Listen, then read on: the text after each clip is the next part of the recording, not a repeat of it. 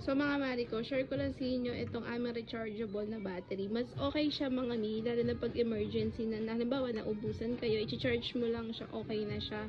So meron tayong for double A na charger, tapos ito naman yung triple A. So kung di ka nagkakamali, 2 years na ata to sa amin. And hanggang ngayon, gumagana pa rin siya at gamit na gamit namin yung battery. Basta tamang pag-charge lang, tamang saksak lang yun, that may oras talaga. So, ito, sobrang nito, tagal na sa amin. So, ayan siya.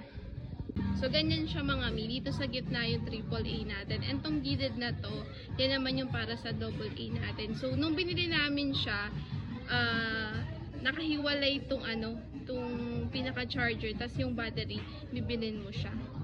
So, ito na siya guys. Tinanggal ko na siya sa outlet. So, lagay ko na siya dun sa thermometer kasi masama pakaramdam ni Madam Healy, baka may lagnat. So, mga mi, 30 minutes, ganyan na siya, full charge. Tapos, ito na siya, dito siya sa ating thermometer ni Madam Healy. So, triple A na yan, diba? Sabi ko sa inyo, maganda talaga yung rechargeable na battery, mga mi. So, gamitin na siya kay Madam Healy. Ano daw? 36.7 ka na. May sinat-sinat ka pa.